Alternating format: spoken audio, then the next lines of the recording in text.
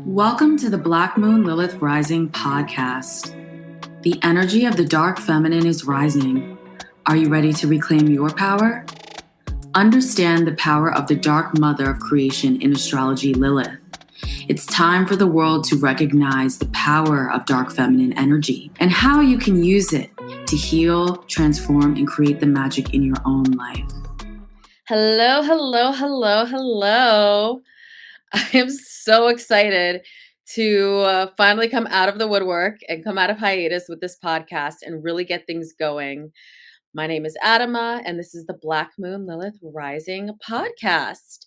So I hope you checked out the first episode, which I actually posted. I'm going to talk a little bit about just like the timing I was going through and the reason for this hiatus. And we'll get into some announcements and I'll get into what's on deck with the podcast episode for today. So when I launched this podcast, it was around July of last year. It was literally a year ago. And this is right before I went into discussion and contracts for my book proposal and my book deal that I now have. So this is before that. And I went into this with the intention I would have time to do this. I'm ready. And of course, the universe is like, we got some things here for you. And my life just became so busy. I had to put this podcast on the back burner, even though I love to get on and talk and talk. Yeah, I can talk forever. I had to kind of put things on the back burner until I really sorted out this new project with my current offerings and everything and figuring out a great way to balance all of that. So yes, literally, I started this podcast. We relaunched Black Moon Lilith Collective, or actually we launched it. We started it. And basically the book deal came along in August. It was around after I launched the community, and it was around August. And I had the podcast going, and then talks with the book deal, all of that. And I had a lot of columns going on. I had just so much other work going on, and I was just ramping up Black Moon Lilith Collective as well. So that's the big reason why I pushed this podcast. And so I signed the book deal, and the book is called, this is a tentative title, so it could change, but it's called Black Moon Lilith Rising. So this is going over Black Moon Lilith through all of the 12 houses, the signs, and how to integrate that knowledge in your own birth chart. It's so exciting. I'm deep into the process right now, and which is why I don't post on social media as much as I used to, but I'm getting back into a rhythm, getting back into a cadence now. And on top of the book, we also have an oracle deck. So I actually just finished the manuscript and handed that in for the oracle deck, and I should be getting back my edits. It's so much fun to share the process with you guys, but I should be getting back those edits on the full moon of Sagittarius, just so funny. So in a couple of days, and that's going to continue in process. So there is an oracle deck, a Black Moon Lilith Rising oracle deck. So this is going to be, oh my God, I'm so excited. I don't even know if I can really share. I'm going to wait a little bit.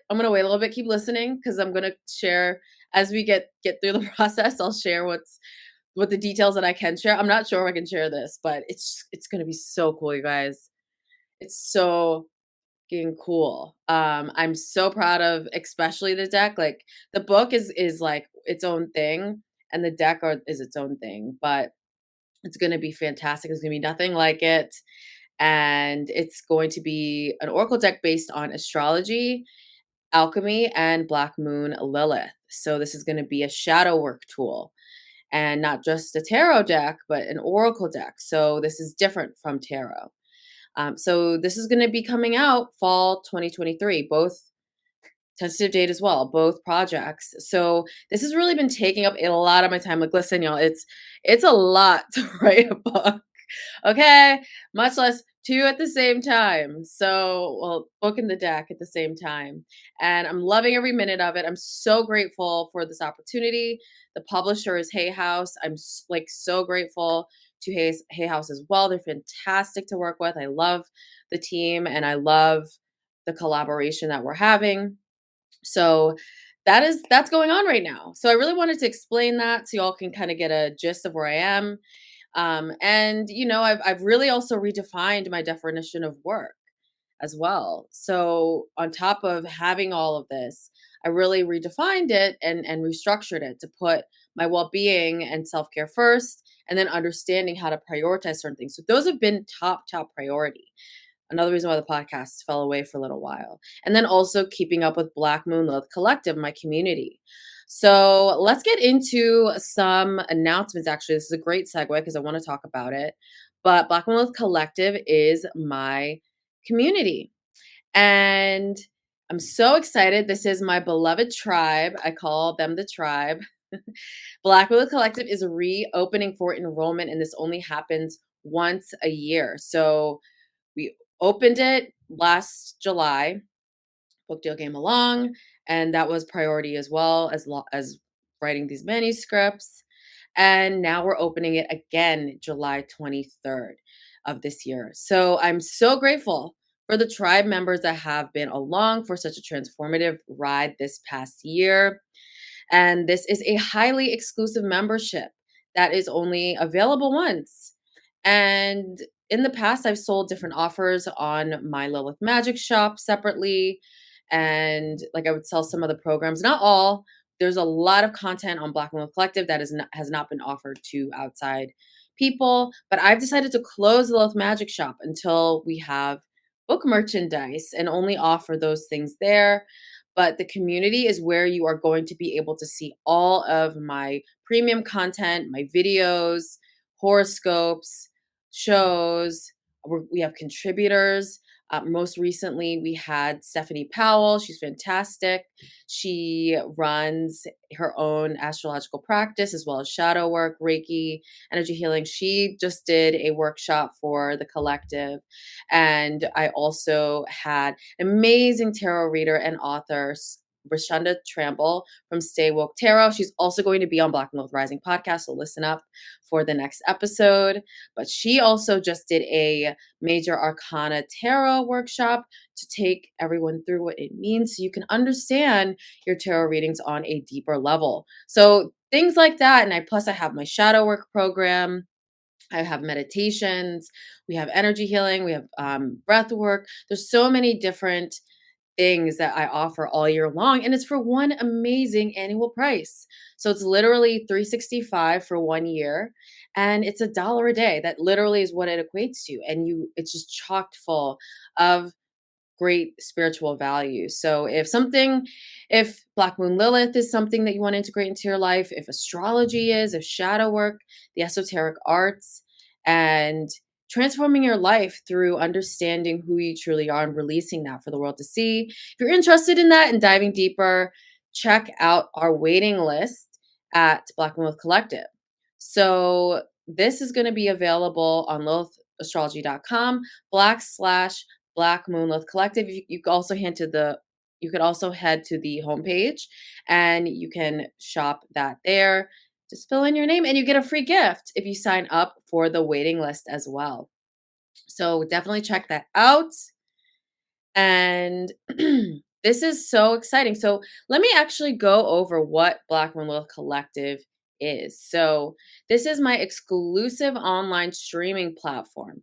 This is dedicated to empowering and elevating the collective through astrology, alchemy, and the esoteric arts. So this features in-depth video, horoscopes, community, workshops, and more. So this dives deeper than your typical astrology app. So if you're somebody that wants to, and there's nothing wrong with that, like whatever level you want to understand astrology, this is if you really want to dive deeper than just reading a quick horoscope every day or every month.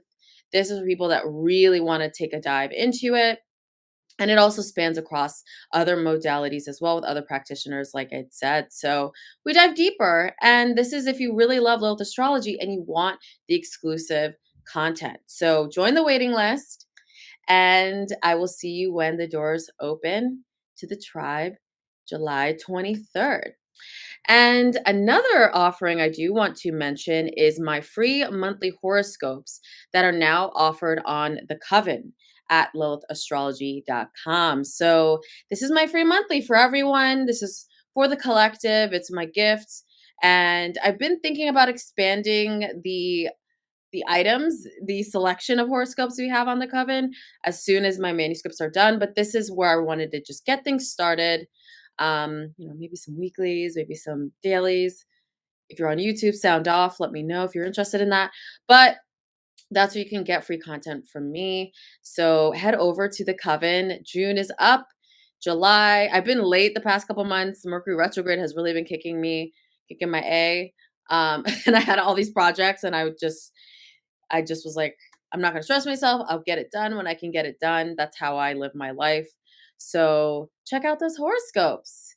So let's get into what is up with this episode today. So in this episode, I'm going to talk about Black Moon Lilith in relationships. So how this can heal your relationships with others. And I'm going to discuss in depth the Johnny Depp Amber Heard trial and how Black Moon Lilith played a part in this astrologically. Super, super interesting. And there's a bunch of other astrology that I'm going to go over as well with their charts. There's a lot to discuss. And I have special guests on the show today. Laura Chung and Brittany Simone Anderson, creators of the podcast The Work, which raises awareness of BIPOC experiences in the spiritual community. So I'm so excited for that conversation. So let's hop into it. On today's episode, I wanted to talk about something I think is so important about Black Moon Lilith. And that is understanding how Black Moon Lilith plays a major role in relationships in your life.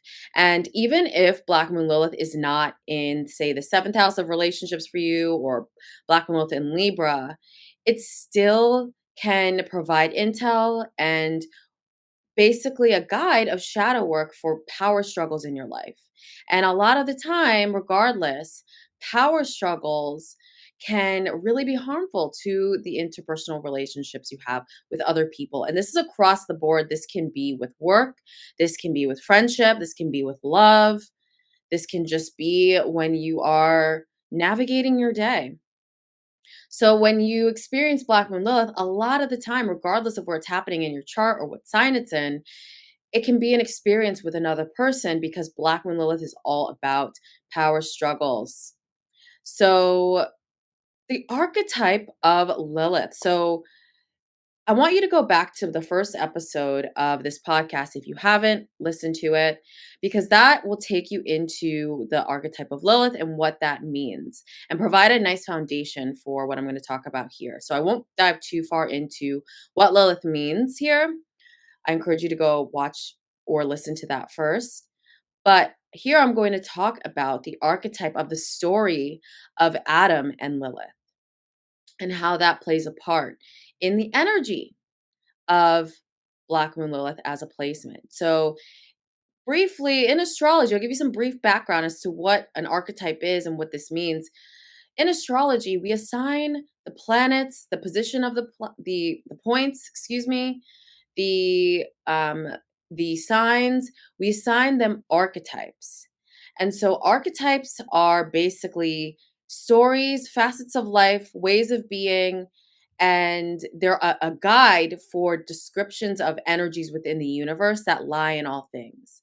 So just like the esoteric belief that the universe is a reflection of us, and the cosmos then reflects that back to us, and all we are, including animals and nature, plants, all of us are our source that has dispersed itself in the cosmos and now is reflecting itself. So archetypes are all a part of the universe. They're just different facets of the universe. And so we assign archetypes to characters, mythical goddesses, gods, stories, ancient stories, and the wisdom of these archetypes are baked within these ancient stories. So we can say, like, the Bible is mythology. We can say that biblical stories were created to then teach something or share the wisdom of an archetype or a facet of source consciousness of the universe. So, and there are tons of holy scripts and mystical texts. For me, there's the emerald tablets or the Corpus Hermeticum, and this is the basis for alchemy and astrology, honestly, and teaches about the science of these things. And so these are ancient texts that teach us through archetypes, that teach us through allegory, and comparing these stories to how you can navigate your own reality. So we have these archetypes embedded into astrology to explain how signs move, how planets move, the energies, how they vibrate, and how they manifest here on Earth. So, an action, a thought, a belief, all of those are vibrations that are making up the reality around us. And when you understand the science of astrology, you understand vibration and how it practically manifests here on Earth. So, for instance, the vibration of Libra, since we're talking about relationships today, the vibration of Libra is about balance, it's about harmony, it's about equality, it's about the balance between one thing and the other. So that's Libra's vibration. That's his vibrational code. So when you understand the vibration of that specific sign, then when you see it within the chart or you see it within a astrological placement, you can understand how it ticks and how it will manifest. So that's a brief description of archetypes. And we are going to start off with the archetype of Lilith and Adam. So we're on a little archetype tangent, but I thought we needed to talk about that. So you can understand how important archetypes are to astrology. Because once you understand the archetypes of all the signs, and understand the planets, and you understand astrology and you can really read a chart. So understanding the archetype of Lilith and Adam is understanding relationships. They were the first man and woman in a relationship, but then butting heads in a power struggle and dealing with themes like dominance, control, suppression, and demonization. So when a story like that, this is embedded into the human consciousness. This is a part of source. When a story like that is told, it can either be taken literally, as if these were real people, or where do these themes play out in my own life? So that's the thing with archetypes is you can understand where those same things, where that same dynamic in the story of Adam and Lilith plays out in your own life. So it's not like you're going to be Adam and Lilith. It's say you have Black Moon Lilith in Libra in the 7th house of relationships. You will experience those type of power struggles in your relationships, especially when it comes to the balance and equality within it. So this is what Lilith energy holds when it comes to relationships. So yes, Venus is the goddess of relationships, right? Venus is known for that in astrology, and understanding your Venus is extremely, extremely important. But Black Moon Lilith, depending on how it's placed, but across the board, can also help you understand the darkness and heal the darkness within relationships. So Venus is the nice light side. And I'm not saying Venus can't be dark. We have Venus in Scorpio, which can be very challenging to navigate. But this is understanding more of the enjoyable or what you like or what's pleasurable. Black Moon Lilith can really help you understand the shadows, what is holding you back from the relationship dynamics that you want, from who you want to attract into your life. And this can be across the board because relationships is not just about love, it plays out in our life, in our work, in our friendships, with family members. And Black Moon Lilith can show you the shadow that's holding you back from what you truly want and desire in your relationships. So I wanted to get a little personal, a little. I wanted to get pretty personal on this episode and talk a little bit about my own relationships in the past in terms of family and generational you could say generational curse or generational trauma, and how I've used Black Moon Lilith to heal that in my life. So this we're going to talk about. We're going to dive deep into this. And I hope that this can help you guys understand where Black and how Black Moon Lilith can truly help you in your own life, and take a look at where you have this in your chart. So for me, and this is what really drew me to understand more about Lilith in my own chart, is the story of Lilith is just so prevalent in my family and in my background.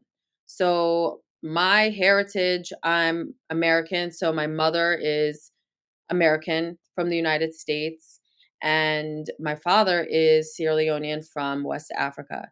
And both sides of my family, and this is in my chart, and it's why I have Lilith so prominent in my chart. So dealing with my own chart and working with Black Moon Lilith truly helped me ascend and heal past generational trauma around relationships that I knew I had, but I didn't really understand it until, and I really wasn't able to move past it until I really read into my Black Moon Lilith. And then also, I've got Pluto in the fourth, with, I've got a lot going on in that department. And this truly helped me so that I could attract better relationships in my own life in present day. So in my own family, divorce, infidelity, um, all of this, power struggles is a prominent theme throughout both sides of my family. And looking at Black Moon Lilith helped me to reflect on how think those things may be playing out in my own life, and what I need to heal and move away from to have the healthy relationships that I know I want and deserve. So this is going back generations. I would say I know about up to 3 generations back where divorce, infidelity, power struggles was a theme in my family. So, and a lot of you, especially Black women, a lot of you I'm sure can relate to this. There's so many statistics in our own community about single mothers and Black women being, it's more of a matriarch, and Black women taking the reins in a lot of areas of their own life. And of course, I'm not going to get into the strong Black woman trope this episode. I'm actually going to do that in another episode, but this is something that was ingrained into me when it comes to relationships or dealing with others, is to be that strong Black woman. And so, right, there's nothing wrong with that, but it also can be very harmful. That's an expectation for you.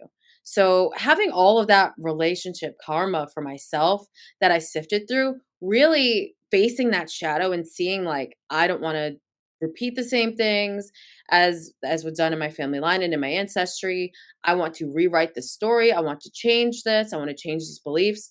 I want to alchemize that shadow with Black Moon Lilith of that strong Black woman that need to defend and that need to basically take care of yourself and not be able to rely on anyone else. Having to alchemize and shift that was the healthiest thing that I did when working with my Black Moon Lilith. So I wanted to get a little personal and share with you just some of the themes that can play out with your Black Moon Lilith, and how unpacking those stories or unpacking the past can really help you move forward and really help you with understanding what to move away from, or what to say no to, or what to walk away from. I can't tell you how many clients who've come to me about relationship advice, and a lot of it is them trying to change the other person instead of flipping it around and leading their own relationship life with, how can I heal the trauma that's holding me back, or how can I say yes to myself first and the things that I truly want, and have trust and faith that the right person will be a match to that. A lot of them, a lot of my beloved clients are trying to change other people. And so that's the thing astrology can do for us, is it's flipping everything back inside so that you can reflect internally. So that's my own experience with healing my own relationship karma with family patterns and generational trauma. And Black Moon Lilith really helped me understand that that existed. And so that's the shadow work, is understanding that, okay, this exists and maybe this is why I've had certain blocks with this relationship or with this other relationship in my life. If I can change that story and rewrite that story, I will start to attract in people that are aligned and on that same vibration.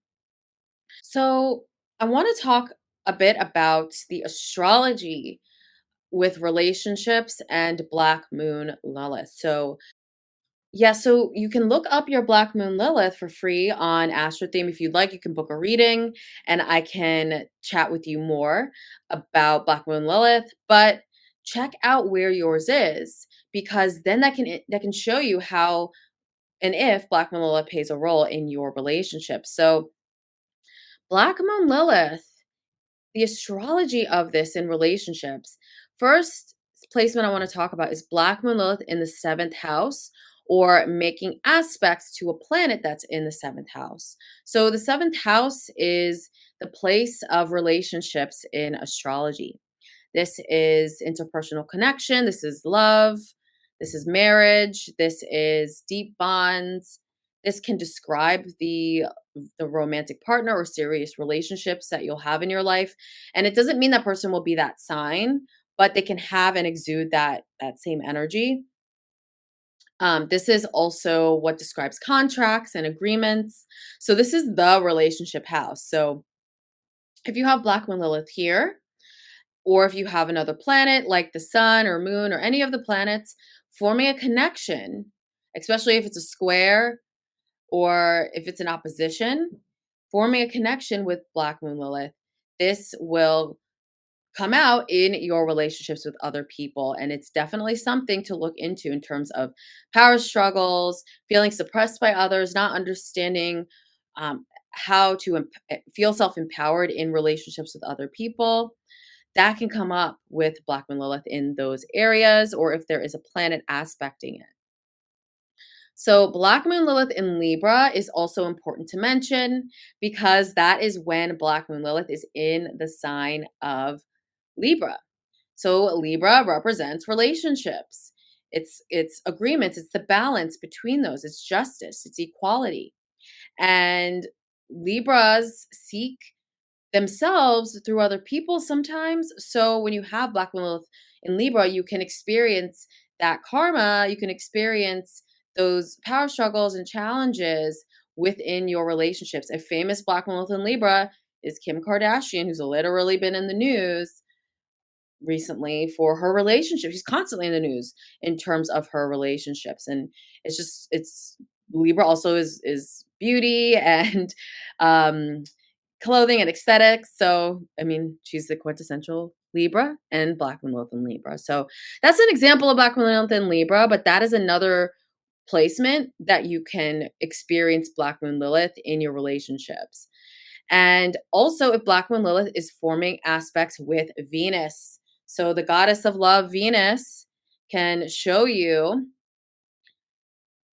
some shadow side when making aspects, forming a connection with Black Moon Lilith. So these are a few of the astrological placements or aspects you can experience when Black Moon Lilith is a prominent theme in your relationships. And so I want to now go into some of the details of the Johnny Depp and Amber Heard case. And I've been waiting to talk about this for some time. I was going to do some TikTok because I was going to talk about it, but I was like, you know what? I really want to wait until there's an actual verdict, because I believe everyone has a right to be heard, and I want to hear things and I want to see things and understand what actually went on before really analyzing the chart, because that'll just give us more intel, more insight in an accurate way. Instead of me trying to project my ideas and my thoughts, I want to just give it to you straight and give you the astrology. So basically, here's a rundown of the timeline with their relationship. So here's a little background in case anyone, if any of you are listening, you have not heard about this. I'm sure you have, but Johnny Depp, famous actor, and his ex-wife, Amber Heard, who's also a famous actor, are in a defamation lawsuit, which actually just ended on May 27th around. And it started April 12th. And basically, this was Johnny Depp suing Amber Heard for $50 million because of a op-ed that she wrote in the Washington Post. And this op-ed claims she was the victim and survivor of abuse. Didn't mention his name, but as a result, he lost a lot of work and lost money. And he says that this is simply not true. And so he sued her. And this took place in DC, Virginia area. Because my assumption, neither of them are from there, but because the piece was written there, I think that that's why. So the timeline of the relationship, they met in 2009 on the set of The Rum Diaries, but they started dating 2012 because he was still with Vanessa Paradis, his life partner, who he has 2 children with. I think they're together for like 20 years. Don't quote me on that. I'm not either 10 years or 20 years, one of the two. I think it might be 20 years because the children are older. So, because like Lily Depp, I think is literally like she's like in her 20s. So they have 2 kids, and so they ended their relationship, and so he got with Amber Heard in 2012. And so then they were engaged by 2014, married in 2015.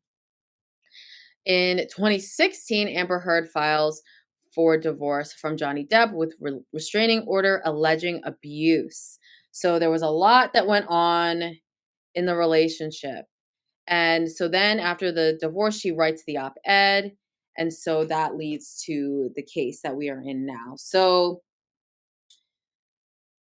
I watched a number of the trial. So basically, for those that don't know, they live streamed the whole thing for the internet. And I think that it was because Johnny Depp really wanted the truth. Like he really wanted the truth to be told, and he wanted it to be public. And so I think, and I actually did watch this is all from like Court TV, the legal live stream. I promise I was watching this because of astrological research, but they basically they live streamed the whole thing, and it was like a Court TV, Law TV sort of thing. And so basically I listened to it and listened to both sides. I didn't make every single show or live stream, but all in all, there was so much mental, physical abuse going on from Amber's side. And, there was like back and forth. It just seemed like a very toxic relationship all around. But basically, from the testimony, most of what she said was untrue. So that is what has been decided in a court of law. He gets 10 million and she got 2 million. And it said that his lawyer defamed her. So that's why she got the 2 million. So basically, this is like a big legal mess. So, and neither one of them got the money that was originally there. So that was on the table. So basically, this was Black Moon Lilith taking the stand, essentially. So I'm going to go over the charts, and I'm actually going to share my screen. So if you're watching this on YouTube, you'll be able to see it. If you're listening to this on podcast, you can just pop in and listen, because I will explain. So I'm going to first go over Johnny Depp's chart. So Johnny Depp is a Gemini. So it's Gemini season, and Gemini represents the truth and communication. Gemini is all about, and it's different sides of the truth also. It's not straight truth. It's like different. It's a duality of the truth. It's how the whatever you believe to be true, that's Gemini energy. So Johnny Depp is a Gemini, and he is going through it right now. And now that this is over, he really went through a lot during Gemini season. And so he's born June 9th, 1963. And so the big thing that I really got from watching some of this trial was him describing the relationship with his mother. So Johnny Depp, he grew up he's from Kentucky, grew up in Florida, and like seemed like he moved around, and he was from the South. And it was really interesting how he became an actor. He literally moved to LA for music, and then a friend was going to audition, so then he tagged along, and it just kind of snowballed from there. So it was a very natural thing that happened for him, even though he wanted to be a musician first. But he grew up in a family where his mother was extremely abusive, so much that he said his father walked out and left eventually because it got so bad. And of course, the astrologer in me pulled out my chart at that moment and paused it. And I was like, we got to look at the fourth house. And lo and behold, right, literally conjunct his IC, which is a very, very important part of the chart. The this is the cusp of the fourth house. So this represents things like ancestry, emotions. This is your home. This is your private world. Very, very powerful part of the chart. And who's there? Black Moon Lilith in Scorpio. Fourth house also, and the IC can represent the mother as well. It can sometimes represent the father. The IC can be the mother or father, and the MC, it's interchangeable depending on the person. But for him, the mother, this is the mother here. So Black Moon Lilith in Scorpio, this is crisis regarding the mother, regarding home, violence, trauma. And right there as well, we've got Neptune retrograde in Scorpio. So we've got Neptune retrograde in Scorpio, literally only a few degrees away at 13 degrees. Also, this is so, he went through a lot of emotional turmoil in his home growing up. And Neptune, let's talk about Neptune. Neptune, yes, this is the mythical god of the ocean and the sea. I mean, this could explain also why he owns a yacht. He owns a boat. But Neptune in Scorpio retrograde can also represent things like addiction, to be able to handle and deal with emotional problems. So one thing that did come out for me in the trial, like even though, he basically won, he did display a lot of addictive symptoms. And I'm not a counselor. I'm not registered in this. So trigger warning, and also like, I'm giving my opinion on this, my perspective. Well, he was displaying a lot of attributes of that. They were having a lot of drunken fights. They were doing a lot of different narcotics and drugs and things like that. And I'm not shaming that. I'm just saying this is literally what this means. So this is how someone copes with the with the trauma that they dealt with in their life. And Amber was triggering a lot of that in him. And we're going to get to their synastry soon. But this is how Black Moon Lilith can help you in your relationships. If he knew that, and he would be aware, we'd have been aware, like, okay, I think this person, this is triggering this part of my life, and I need to get out, or I need to make a change. But this is what this indicates. So that's where his Black Moon Lilith is. And this is a very accurate chart. It gets a great rating online. So unfortunately, Amber Heard's, I didn't have the birth time. It was only the birthday. But there are a lot of things we can get from that. So I still want to take a look. So on top of all of this, he's going through the eclipse season, which is in Scorpio and Taurus, y'all. He's literally having eclipses, which we just had the first Scorpio eclipse just this past Scorpio season, right in the middle of the trial. We went through that. And this is shining a light on all of this. So he had to discuss. He was literally, this is like, we never get this much intel on celebrity charts. So this is why I'm analyzing this. He literally was going into depth into his childhood and his family life and his mother, his abusive mother, and what he had to deal with there and how she triggered a lot of that. It's right here in his chart. So this is huge in Johnny Depp's chart. And you can see the semi-square, which is a very uncomfortable positioning with his sun, Gemini sun. And the Gemini sun is in the 11th house. So this is the public, the media, this is the press, this is the internet. So during Gemini season, he was on stage talking about this, giving the truth about this to the public to essentially get his career back. So another aspect I want to talk about in his chart that is so on point is in opposition to Scorpio is Taurus.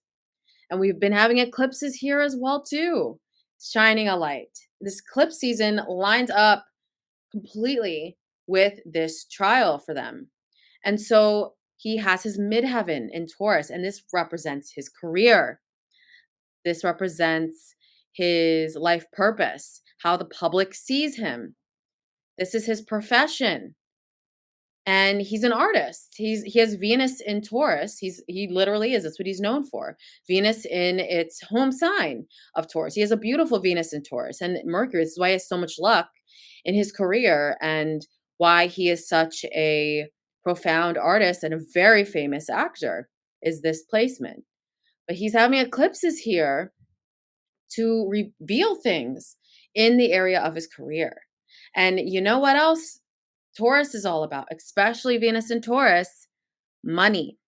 So there's material worth involved in this whole eclipse cycle and in this whole scenario for him. Coins, finances. So this is literally what is being triggered here. And so we also have Mercury here as well. Mercury also represents things like documents.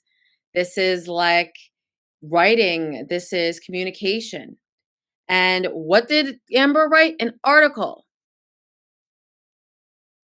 Mercury rules literally writing articles. So it's all up in his chart. It's all up in here. And he's got Venus here. Venus rules over relationships. Venus in Taurus. So he can attract beautiful women. Obviously, Kate Moss was an ex. Winona Ryder, Vanessa Paradis. Beautiful, talented, artistic women. That's who he attracts. He's got Venus in Taurus, and they usually work in the area of what he does. And now he has Amber Heard. So Amber, she's beautiful. She's in the arts. She's an actress. She's an artist herself. Writes an article about him, and this is what destroys his career. And so now he's getting the truth revealed. So this is really Black Moon Lilith is really at play during this. So that's really my read on this whole trial with Johnny Depp. The eclipses really played a huge part. And actually, before I get off of his chart and go on to Amber's, one more thing as well. So let's mention that he does have a Leo rising, so the sun rules his chart. So the sun is so important. He's Gemini sun. This is him. So basically, during Gemini season, the truth was revealed for him to the public. And he also has the moon in Capricorn. This also goes along with moon instability. The moon can also represent the relationship with the mother. It, of course, depends on other things within the chart. But he's got the moon square Jupiter. And he's got Jupiter in Aries in the 9th. And where's Jupiter? He's in his Jupiter return. Jupiter is in Aries right now. Right now, we've got Jupiter in Aries. So he's having his Jupiter return on top of it. And he won the case, essentially. So not only that, Venus is in Taurus right now. So he's having his Venus return during the trial.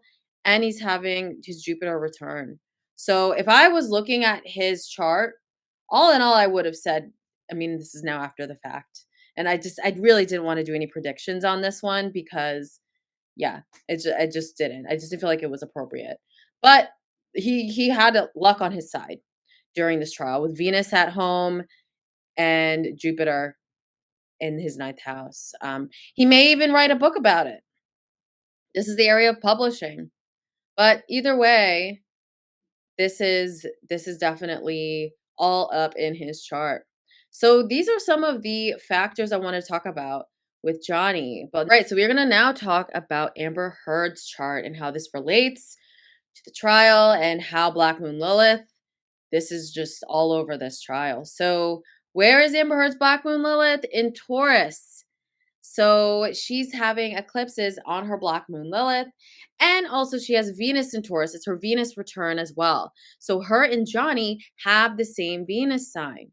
And so not only is Johnny Depp's Black Moon Lilith getting activated and Neptune and Venus, but her Black Moon Lilith is getting activated with Venus and her sun.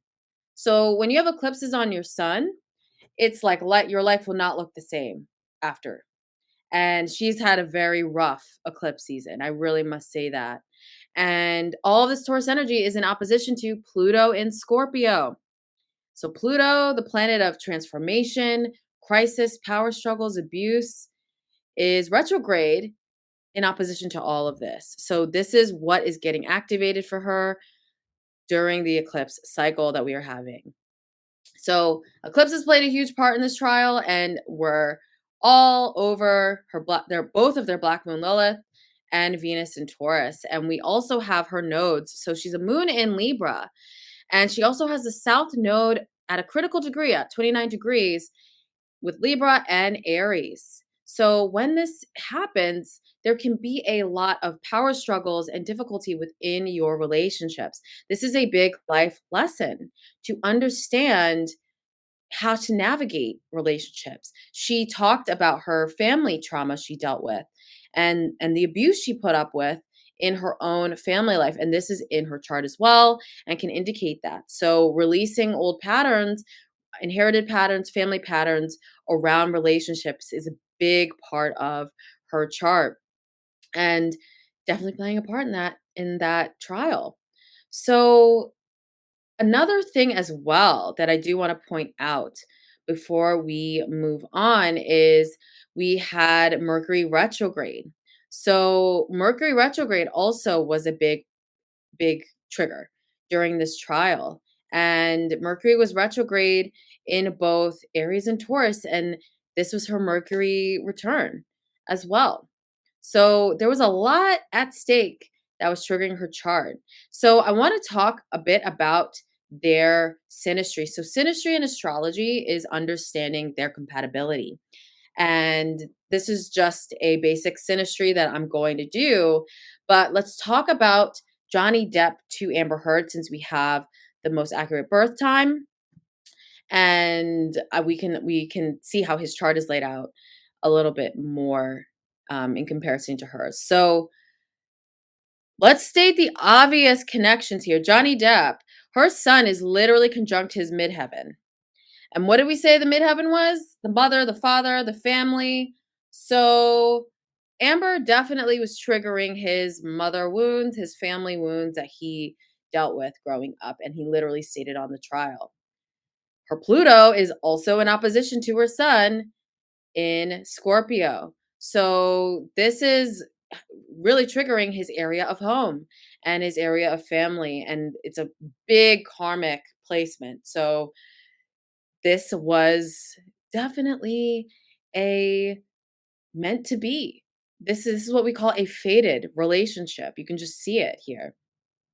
So another thing that is very interesting about their charts is her Chiron in Gemini is forming a connection with his sun in Gemini in the area of the 11th house. So the internet, social networking groups, the public, this is him. So she hurt his reputation. This is all about reputation. And this is what happened in the relationship. And her Jupiter is also in his 8th house. So the 8th house represents shared resources, debts, loans, investments, and it can also represent like things like inheritances as well. His Chiron is there. So her Jupiter, this is a positive Jupiter to have. Like she actually has a lot of luck with accumulating wealth, but she is actually expanding his Chiron that's in that area of life. So he can experience some loss. So he had to pay her divorce settlement. He had to pay her money. But then the tables turned when she defamed him. So she expanded that loss in that area of his life. But then he was able to gain some redemption during this time. So that also is a big part in their synastry. But in terms of the attraction, so he talked about how he was attracted to her. I definitely think that since it was like such instant attraction, he felt the Sun Pluto here definitely is part of that, but the Venus connection here. So they have the same Venus sign literally right on top of each other, and his Mercury is there as well. This is like instant attraction here, and they meet at work, and this is in his 10th house of career. He literally met at work, and her Black Moon Lilith is there and literally forming connection with his Venus. So her Black Moon Lilith is triggering that shadow he has, that unchecked shadow in his relationships. And for her specifically, that's what happened. Like, you can be in other relationships and they don't trigger certain things, but maybe then be with someone else and they can trigger these things. And you can really see that in the charts. So super, super, super interesting. And let me just talk about Black Moon Lilith and Taurus as well. So Black Moon Lilith and Taurus is all about the shadow with your value. So one thing that and money and material worth when it comes to in relationships, when it comes to all of those things, there's a shadow around that. And a lot of the time you can cause your own undoing. And I'm not blaming Amber Heard for things, like things happen, court cases happen. This is why I wanted to wait until the trial was said and done with. But based on the intel, based on the official trial, she did not win this case and basically is losing a lot. She's losing a lot in terms of her career. And I mean, there's articles being written about what it means for survivors. In my opinion, I think that everyone should be listened to regardless of what happened with one celebrity. I don't understand how this will be bad for victims and survivors of domestic abuse, that we should continue on as normal because and really help people who have been through these things. So that's something I've been reading a lot about, but it seems like her reputation and value is now it's coming under fire because of this. So this is just Black Moon Lilith can really bring up power struggles and difficulties in those areas of your life. Demonization as well. Now she's heavily being demonized as well. It's very polarizing opinions about this. So that also can come around with Black Moon Lilith energy. So this is a fated connection, and we can see that in their charts. So I really wanted to talk about the trial. I really want to talk about their charts because this is a big example for how Black Moon Lilith can really play a role in your relationships, and it can really help you navigate the power struggles and challenges you can feel and have within your relationship. So if you're interested in knowing more about your Black Moon Lilith, I am offering sessions. My bookings are open. I book video calls on intro, and you can find out this information on lilithastrology.com. Click on consultations at the top. And I also do Q&A services at Hey Hero. So you submit a question, so you can ask about your Black Moon Lilith, and I send you back a video response. So those are all available on the website if you want to dive deeper into what Black Moon Lilith can mean for your relationships. So now we are going to get into our special guests in the next portion of the podcast. Hello, everyone, and welcome to the Black Moon Lilith Rising podcast. Today, we have Brittany Simone Anderson and Laura Chung from the podcast, The Work. I'm so excited to have them on. This is a really important conversation. And The Work is a podcast that is talking about social justice, equality, and meshing it with spiritual topics. In each episode, Britt and Laura interview thought leaders, healers, scholars, and change makers to share their wisdom, education, and use storytelling to raise awareness around the everyday harm placed on the BIPOC communities and underestimated people. With this awareness, we are better equipped to inspire change and collective evolution. The goal of The Work is to create a safe space to express and share thoughts that will expand the hearts and minds of the listeners. And welcome to Black Moon Lilith Rising. Thank you. Yay. It's an honor to be here. Thank you. So exciting.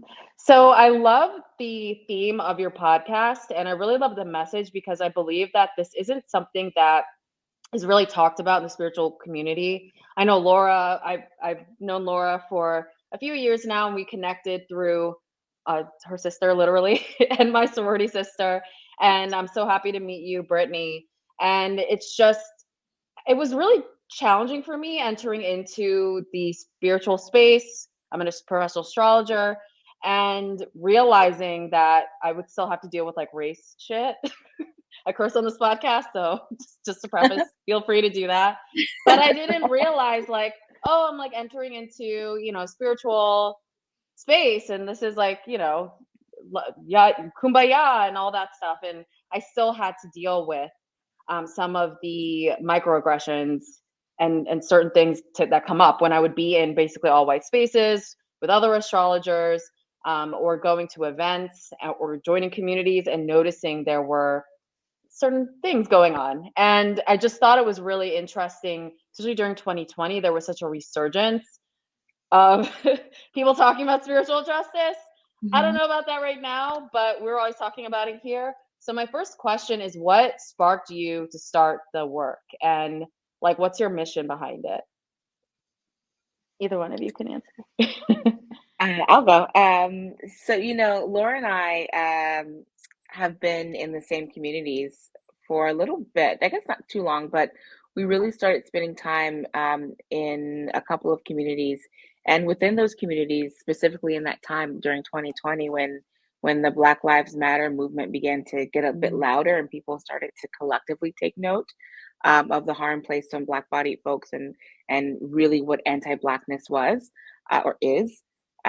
We noticed that within these communities that were supposed to be safe spaces, that were thought to be spiritual, that were supposed to be enlightened and aware, that there was a lot of bypassing, a lot of harm, a lot of ignoring what is, a lot of skipping over the 3D to hop to the 5D by erasing the BIPOC experience. And we were really bothered, and we were harmed in that process. And so we decided to remove ourselves from these groups and create a safe space to discuss it. Because in these spaces, in these groups, when we did try and have a real discussion around this and call in some of these people and some of these groups, we were met with boundaries and all lives matter, and you're being divisive, and unity consciousness is like Laura's favorite,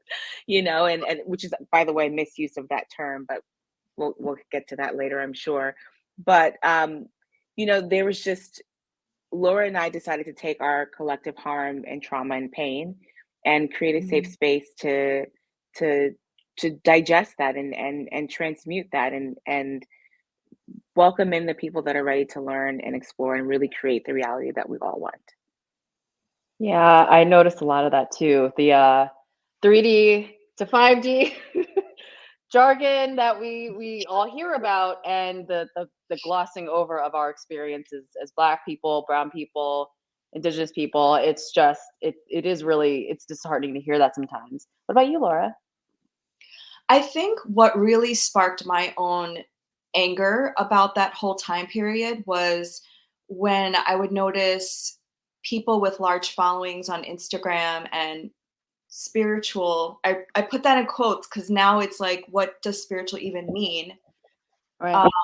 Not even give space to have these conversations and not even acknowledge that this is happening, but completely bypass it and say things like, you're creating further division and all lives matter and we're all one and we're all the same. And it really showed me the lack of understanding of what spirituality really means. And for most people of color, actually I would say all people of color, we turn to spirituality and wellness to help alleviate the symptoms of colonialism and capitalism. And so I just felt like, I'm an Aries. I have a lot of fire placements, and I have Lilith on my ascendant in Sagittarius. So I'm just super fiery and angry. But like I need to channel that anger into something creative. So like Brittany said, we would just have these conversations on a daily basis. Like, can you believe like and I said, this isn't helpful. We need to have open conversations with people who are willing to change and listen. So that's why it's in a podcast format. And we're moving forward now to having more open conversations with more people and not just us and the guests. So stay tuned for that. Right. Ooh, it's like a forum, like a clubhouse kind of vibe. Like we're trying to think of different ideas and formats, but more like a circle kind of environment. And this could be like virtually and in person, where we invite people to listen and also engage in the conversation. Got it. Do you feel that you've attracted, because what I've noticed in my life as a Black woman, like a lot of the conversations about race we'll be having with ourselves, that kind of, a lot of the time we'll be like, we'll hype each other up, or I'll go to certain events, or we'll do certain things, and it's a lot of brown Black people there. But like, do you feel like you are attracting and reaching across the aisle to like involve other people who may want to learn about this, but they don't know and they want to educate themselves? Yes, actually. And we have a couple of white-bodied women on our podcast. And I've spoken to on my other podcast, I've spoken to, oh my gosh, white cisgendered men who get it. Wow. They are out there. And I think that There are, yeah. I think that for my work as a Asian woman was to do my own work of healing my own internalized like colonization and racism, to transmute that anger so that when I do speak to white-bodied folks, it's just not violent all the time.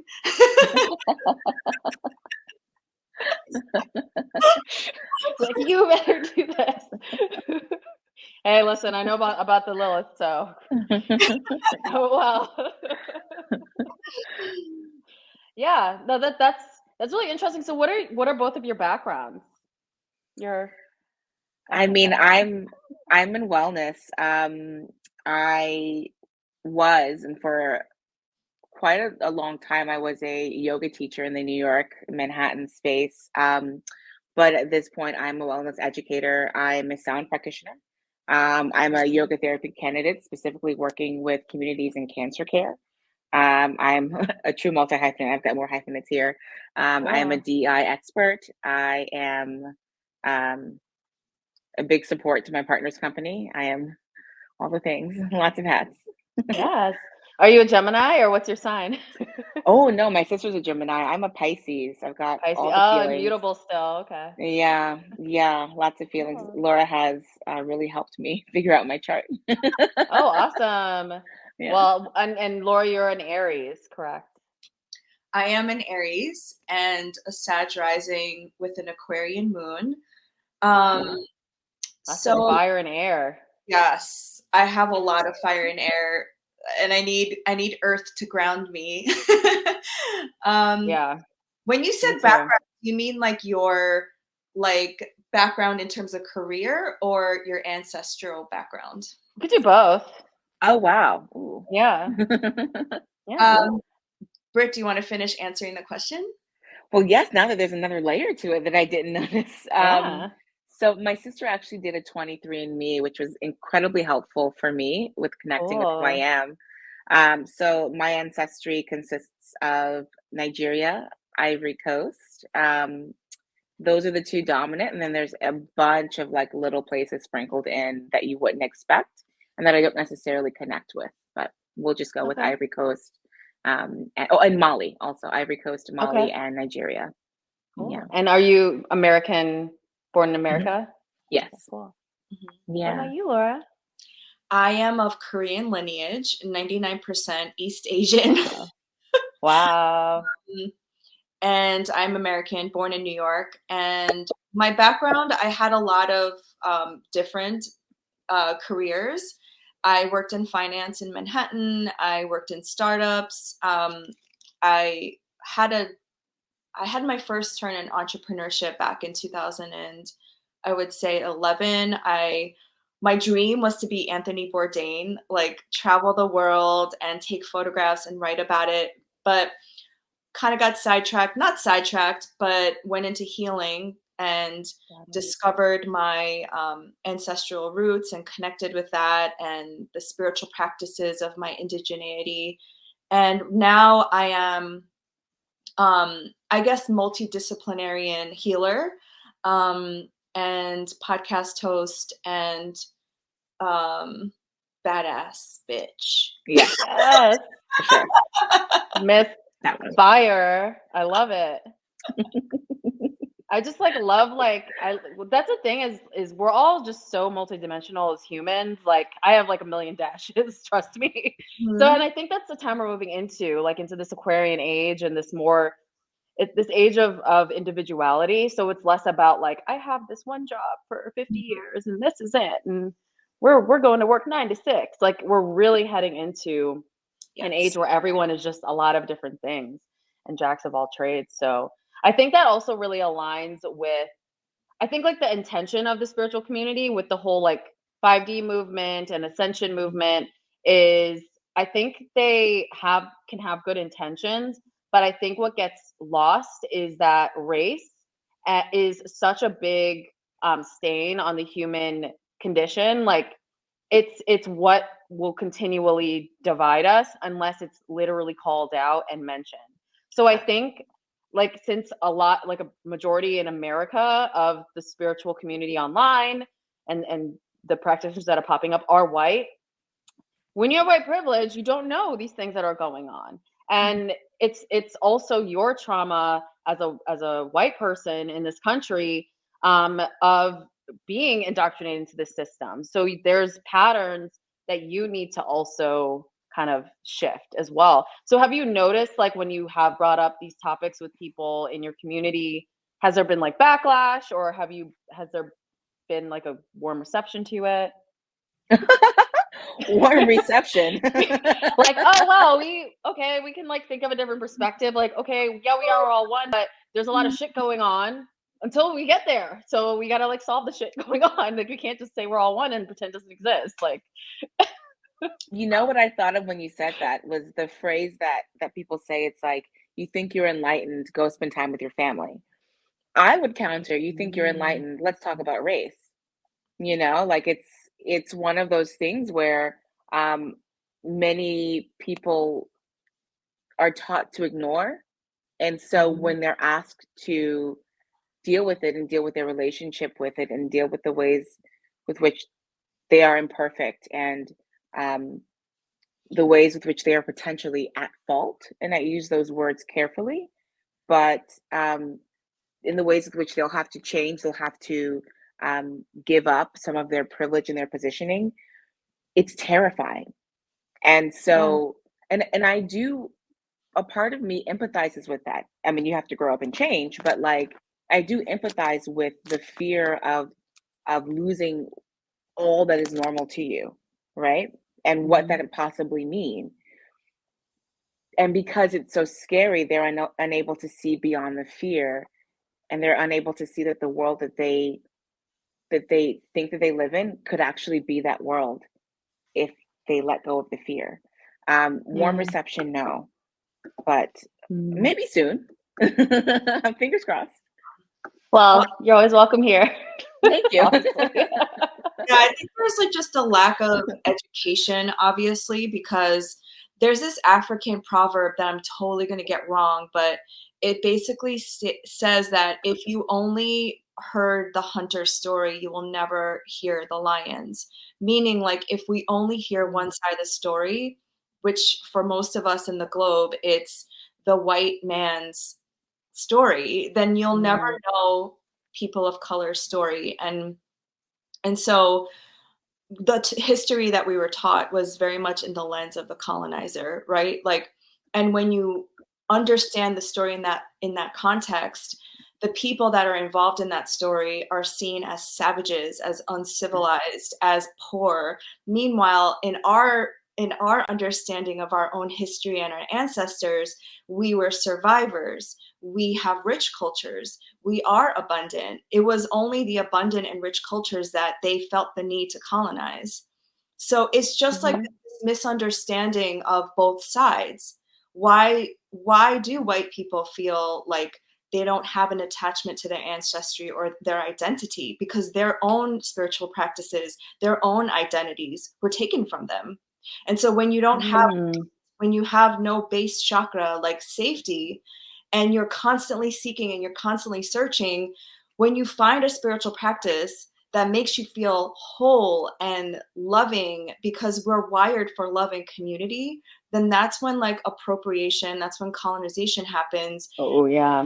It's like a misunderstanding of like why people do the things that they do. It's interesting you bring up appropriation because it's rampant. Oh my God. I guess, like, what are your like thoughts, feelings, emotions on it? I mean, for me, it's like, yeah, I'll let you all talk about it. like not appropriation. What do you like? What's my question? It's like,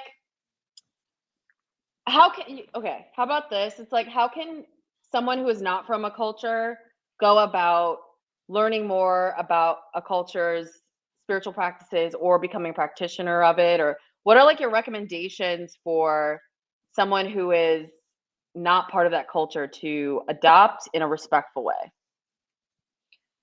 Wow. So I actually just shared a recent story that happened to me, and Britt knows it because I was just so upset about it. I shared it on my Awaken and Align podcast, where I had a guest on that I ended up deciding not to air because she's a white person.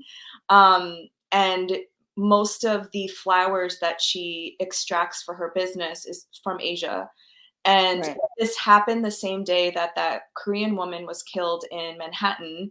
And so I was already very sensitive and I already felt like super triggered. But I had asked her, in what ways are you, and the name of her business is Chinese.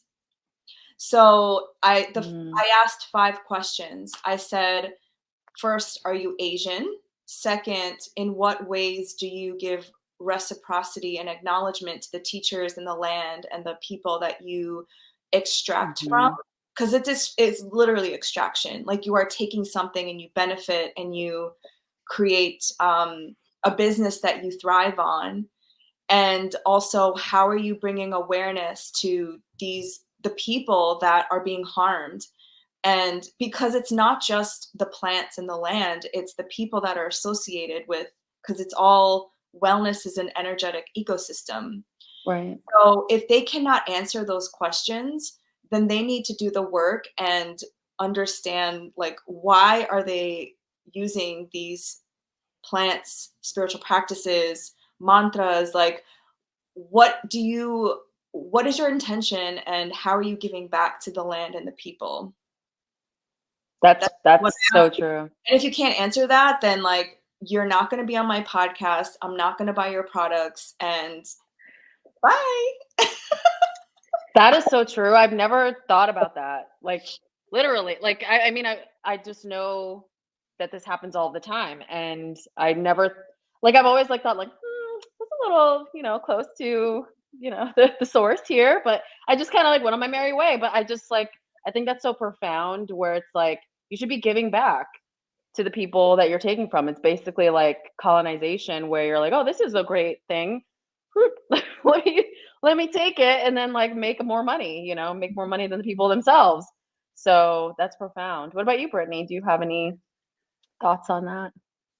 I do, and it's something that I'm really chewing through for several reasons. And one is that, firstly, anyone can appropriate. And coming to that understanding has been really beautiful and eye-opening for me. We're all a work in progress, but as someone who taught, classical yoga for quite some time, well, that's not true, not classical yoga, actually modernized, westernized, bastardized yoga for quite some time.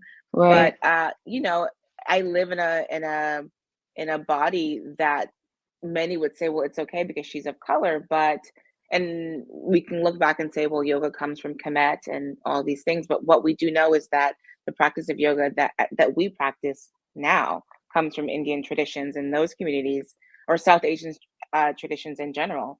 And we know that those communities are harmed over and over again, and definitely aren't benefiting from the bastardization of their practice and their lineage. And so that is a palpable reason why I stepped away from teaching yoga asana in that way, because it in some way that's me perpetuating harm while reminding others to not appropriate. And the other side of that is that within the practice of appropriation, and I look at it like a practice, whether people are intentional about it or not, is that there is a hierarchy that makes it exponentially more damaging. And the hierarchy exists within where the dominant culture obviously holds the greatest power. So we look at white-bodied people who practice or capitalize on many different cultures who they are disconnected from, where the land they've never visited, where the people they do not know, where with the people with whom their ancestors potentially caused harm to. I mean, it's so deep. To me, the ways around it would be to, first of all, become aware of what we're doing and how we're perpetuating harm. And I do want to acknowledge also that the human experience will always create harm, and that's just a part of our condition in this lifetime that we live. But become aware of the communities that whose lineages we're practicing. I believe in giving back, but I don't believe that there is reciprocity when there is a hierarchy. It will never necessarily be reciprocal. And so we talk about, I hear a lot of cultural appreciation, which always kind of rubs me the wrong way, because I feel like that's something that people say to make themselves feel better, rather than really looking into how they're practicing, what they're practicing, and the communities that are affected negatively by their choice to practice. I mean, you can never do anything and someone else not be affected. You can't buy an avocado, as we know, and not be affected by it, right? You buy an avocado from Mexico, even if it's organic, you're contributing to the avocado cartels. Like, this is just, so how do you make choices that are not harmful? And a part of it is becoming cognizant of your position within the hierarchy, and yes, giving back, but also maybe taking a step back from capitalizing. And capitalizing looks like finances, but it also looks like limelight. And so if you're standing in the light and you're holding the mic, can you share the mic, pass the mic? Can you somehow even the playing field? And I don't know the answers to that. We're in a really precarious position right now. Yeah, and I think also appropriation just happens not only in spirituality, but it's like it's aesthetics. I mean, like, I don't have braids right now, but a lot of the time I'll have them, and then that's appropriated. Like 5 years ago, people were calling, you like savage and all kinds of stuff for having them. Then now you want them. Like, there's a whole plethora of things that happen across all cultures. And so I definitely think like your guys' solutions are a great way to start. I think passing the mic is a great way to start. I know that there's been a lot on social media about white TikTokers and Instagrammers taking from POC people and then getting that fame recognition, but not passing the mic at all. So I feel like it's getting more and more rampant, I think, with the internet. So I think those are all really practical tools for people to kind of check themselves when they're like, oh, I really like this. This is cool. Let me do this now. It's like, why don't you take a minute and take a look at the background of what this person's doing or where they're from, or just take a minute and pause before just jumping on a bandwagon. So I definitely think those are all really great ways that people can kind of like check themselves with appropriation. So in terms of like serious discussion, do you feel like this has helped catalyze that within the community, and you've maybe changed the minds of people who normally wouldn't have thought about this? Yeah. I think Laura's thinking about who I'm thinking about. There are a few people within the community that first sparked conversation between Laura and myself about this specific thing. And over the past few months, I have noticed a huge difference in how they communicate and how they move through the world. And I think there's still so much work to be done. It's like overwhelming, but and also I am really I'm moved and excited and hopeful, and I can see the shift. And Laura and I mean, we are all, but I can feel that together as Laura and I co-create the Work podcast and these discussions, we're shaking it up. We're giving people a space to feel safe enough to ask the uncomfortable questions, and also to really reflect and be imperfect and mess up, but come back. And so I feel like there's change. I feel really good. I'm excited. What about you, Laura? Yeah, I think also because Brittany is a DEI expert and we're both healers, and we're both trauma informed, and I've read tons of books about trauma just going through my own. And so our work and the Work podcast and how we present this information is with the intention of love and holding a sacred container.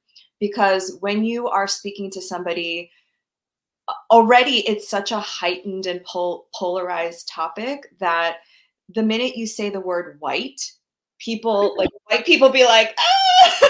Really? I'm like, yo, you are white. Like, and it's like, oh, they're starting to shut down.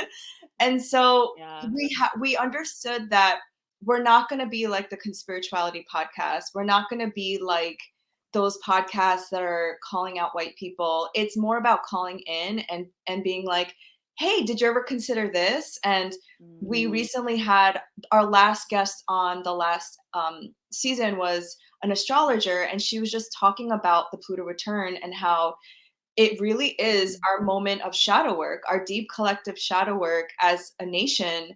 And just looking at how the United States was founded, it wasn't founded in a nice space. It was genocide, and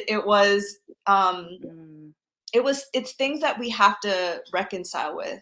And so when people understand the history and like why we are at this space and also what we need to do, it just makes it more like at an intellectual space, like we get it, but then we're healers, so we help people move it out through our body, because trauma is in the body.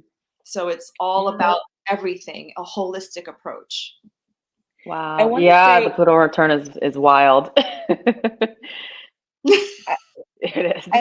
I want to say this also, because I love that Laura brought up the history of this nation that we live in the US, but really of the world, and it's a history of murder and theft and harm. It keeps coming to me, this example or this comparison, which is when we look at the state of the world now, the state of our planet, and how the Earth's ecosystems are shattering, and we're potentially in our sixth mass extinction, right, because of global warming and climate change and human intervention, and we all know that no matter what, in order to make it better, we have to do something, even though we weren't, the generations that are within our age group now didn't enact the laws or didn't support the legislation that allowed these things to happen. We didn't do it, right? This is the work of our grandfathers and our great grandfathers that have caused this planet to be where it is right now, and we still have to fix it. To me, the comparison with systemic oppression, racism, and colonization exists the same. It doesn't really matter that you yourself didn't do it. It doesn't really matter that my friends didn't do it. They didn't set up these systems. It's still causing the world to fall apart. So we all have to work together to change it.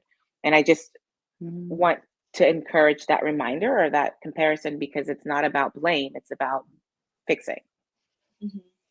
Absolutely. And in order to integrate your shadow, you have to really face it, right? Like you have to be like, this is what happened. This is literally what happened. There's so many people that think our past is prideful.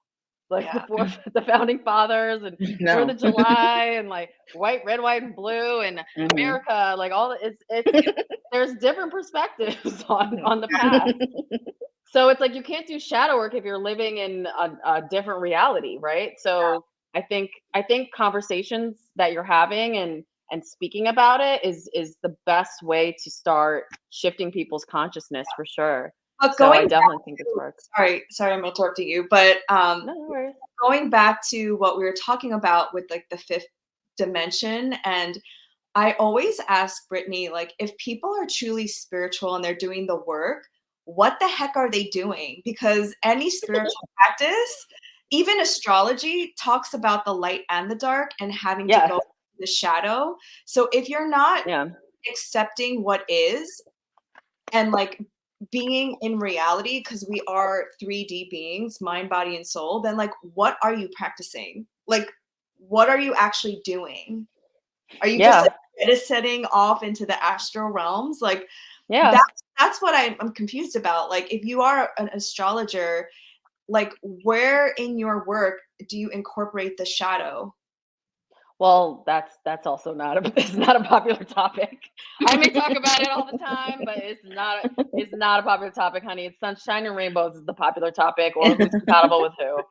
Nobody's doing shadow work except here. That's it. Like literally. But it's I mean, astrology is a tool for healing, and I think a lot of people don't realize that, which we talk about all the time. But it's a tool for healing. So part of healing is recognizing the shadow and what went on in our country and honestly the world, colonialism at the hands of the crown essentially, and the monarchy of Britain, white people, that has basically played a part in destroying the everything that we are experiencing right now. So it's people recognizing the truth. I'm so happy that you both exist and are doing this work. And it's not frustrating. I don't know the word to describe it, but for me, I think growing up and in this body, I just get like, I kind of get frustrated when it's like all I ever see is POC and people of color, honestly, a lot of women doing this. And it's like, we already have to deal with a lot of shit anyway. You both have to deal with already like existing. Then on top of it now, you have to now really like champion this. And I know, it's great, but it's like, what would you tell like white people that are listening to like help with this cause? Because I feel like all I ever see really are people of color doing it. So and we already have to deal with the harm already. So it's like we then have to educate on top of it. So like what are some things that white people can do to actually be allies and help with what we're doing? I think first and foremost, develop resilience. I think there isn't enough resiliency. I think that I'm tired. I don't want to do this anymore. It's not an option for most of us, for the global majority. So, and I say this with love, suck it up. Like suck it up. We're tired. We are beyond tired. We're a level of tired. Our ancestors are tired. Like, you don't know tired. Like build resiliency because that's the only way to save the planet. You get the teeniest of breaks, but the people that have been toiling in the sun, it's really our time to rest. So my first and foremost, with love, toughen up, Yeah.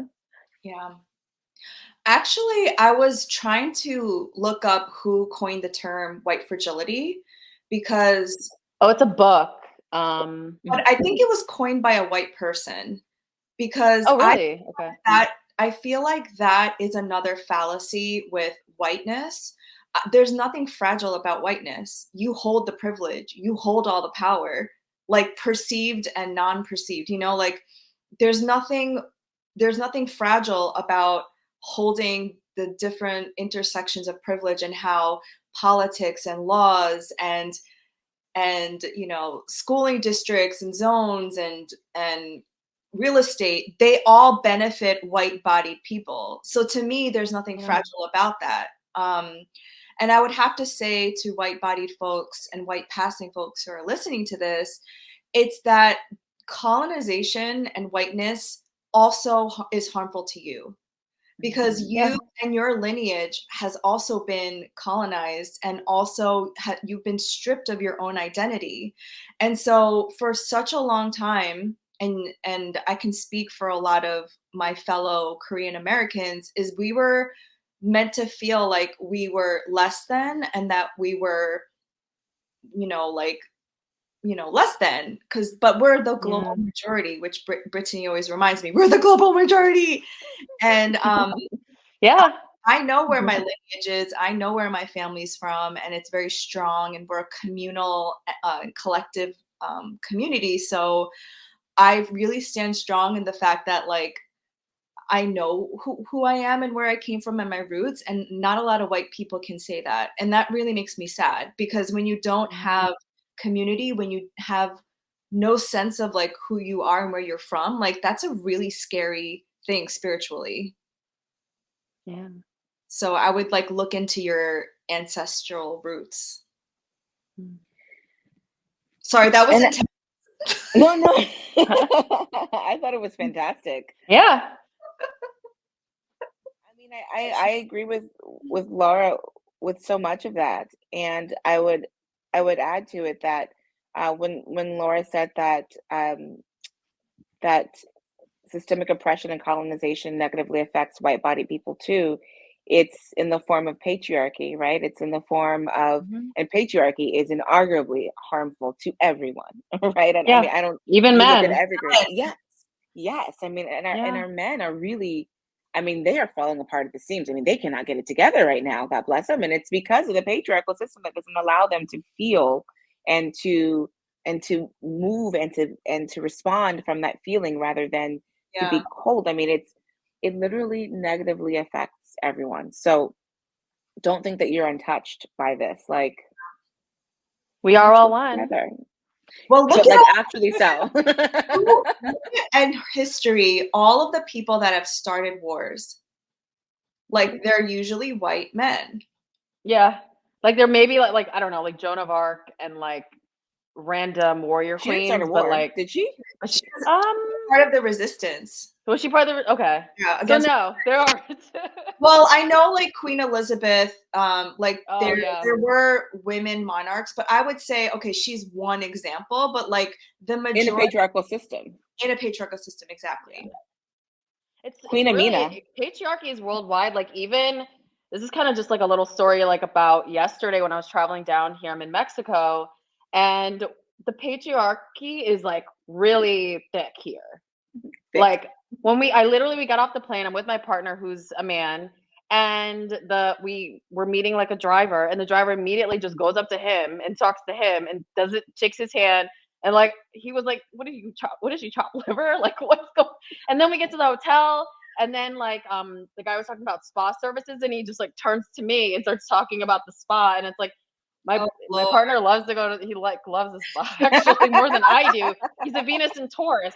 But like it's just like, I'm not saying like it's like Mexico or anything. I'm just saying like it's global. It's just like a mindset. It's like patterning that we as individuals have to break out of. It's like a collective thing, but it's also an individual thing. So it's like, where are you holding that internalized patriarchy and racism within your own life, and seeing how you can change that and change certain patterns. I didn't say anything, but like I just noticed those things, and it's like the nuances, and I'm sure you have those things happen to you every day where because you're a woman you get just treated differently. So yeah. And another call to action, answering your first question, was we're not gonna save the world, but what you can do is like those interactions, like what you just explained, and like with me, I try not to bypass, because it's always an opportunity for me to educate and to call in, because if I don't explain to the white person that I just had an interaction with, then she's not going to know. Because again, privilege is a veil, and she's not going to know the harm that she's causing. Whether she takes my advice or not is on her, but that is why, as people of color, because we know the oppressor very well, and we know whiteness very well, more than the white people. So like when we call them out on it, like that's an opportunity for you to, call it out. Yeah, and that can be challenging sometimes, but I feel like as I've gotten older, I'm like more like, no, like this is not cool, or this is causing this? Or do you feel like it's gotten easier as you've gotten more seasoned in life to call out when things like that happen to you? Yes, it depends on the situation, but yes. And the reason it depends on the situation is because within the system of racism, systemic racism, there are power dynamics, right? Mm, And so when you hold the position of when you don't hold a position of power within right. an experience or a relationship, it is exponentially more challenging to decide if it's in your best interest for survival to speak up about something. Mm, And so, yeah, I mean, I'm a fiery person, even though I'm lots of water everywhere and very Kafic. I am my mom's daughter, and my mom is a fire. She'll burn it to the ground. And so I yeah. have that from her. My sister is actually the same. We're really all very intense. Um, but but so that part of me will definitely not allow an injustice to happen to myself or Yeah. anyone around me. And at the same time, I choose carefully. Sometimes I pad my words. Sometimes I have to, Yeah. meditate on it. Sometimes I have to call Laura Yeah. to I'm in help that me keep place as my well. sanity. Yeah. Because it's like you've worked in spaces with other people. Laura, you worked in corporate. I've worked in corporate. I mean, we both quit our jobs because of all kinds of, I mean, microaggressions are all part of that. But like, I feel like sometimes it's challenging for people of color to like call stuff out if you're like the power dynamics. Maybe Yeah. you have a job or like you're afraid with money and things like that. So like, what are some, I guess, like, do you have like a quick toolkit? Because I do have a lot of people of color that listen to the podcast. Like, do you have a way that they could go about it, or it's kind of like an individual thing? Well, with the specific white woman that so I didn't end up airing her episode because it was super problematic. I emailed her and I Okay. said, I invite you to come back on so we could have this more authentic conversation and to give you a chance, because also there needs to be a little grace period for the other person to like integrate what they've just learned. And I don't believe in Mm. cancel culture unless it's like somebody super problematic like R. Kelly, but um You're canceled. Yeah, out of here. yeah, but I do believe that people need to understand and they need to learn and given a chance to like come back. Sorry, that was like a funny example. Oh, he's so problematic. We're not laughing about R. Kelly or any of that. It's just like the most random example. Anyway, continue. Well, because like it's like so hard to like Yeah, it is like a fine balance, and you have to use your intuition of when it's worth it and when it's not. right. And like another example was with the Joe Rogan stuff on Spotify. I had a lot of Mm, people DM me and say, you need to take off your podcast, like you're all about decolonial work and you're supporting Spotify. And I'm like, but Spotify is our like second most popular streaming service for me, no. our podcast. And I'm like, and we're two women of color, like we need all the exposure we can get. So it's like this very fine balance of like how you interact with people, and Mhm. also yeah, like what Brittany was saying, it really depends on the situation, but I try to at least like give myself a moment to like gather my thoughts and try to, Yeah, coming from a loving place. yeah, I love that you said that. I think that gathering your thoughts is like super important and having a moment to digest, because to respond will give you to respond with clarity is much more effective than reacting, mhm, from emotion. And emotion is real, but um, I also want to iterate that understanding how to communicate in a way that is not harmful, and you can find these videos on YouTube, is imperative, yeah, because, especially as people of color, because though what you're saying is not necessarily, and expressing the mhm, harm that you're experiencing isn't necessarily harmful, or it shouldn't be, sometimes the way that we express it, because of the frustration that comes from um, race-based stress and trauma, it's so consuming that the way we communicate is ineffective, or the way we can communicate can be ineffective. And so understanding how to communicate effectively, specifically with the tools using trauma-informed communication, nonviolent communication, that will help us get our points across and be heard. Even if we're not heard immediately, the way that we communicate will echo. And so I think taking time, gathering yourself. I'm definitely a person that reacts, or has in the past reacted over responding, right? I'm a Scorpio, honey. So right? Yeah. And then, like Laura said, like picking and choosing your battles, Yeah, like something like yesterday, the little things, the patriarchal shit, I just was like, that's not a battle. But if it's something like really, really like you can't get past that, that's something to choose to. Yeah. Well, thank you so much, ladies, for coming on. So where can everyone find you on the interwebs? On the interwebs. So we are on Spotify.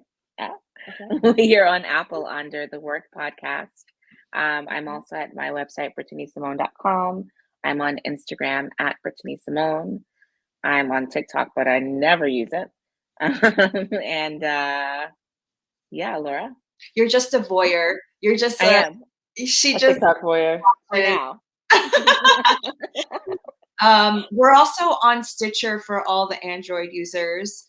Work Podcast. And I am Laura Chung on Instagram and TikTok. Awesome. Yeah. Well, thank you so much, ladies. This has been an enlightening conversation. I hope everyone is feeling charged to do the work and check out the work. And I will see all of you later. Thank you. Thanks for coming.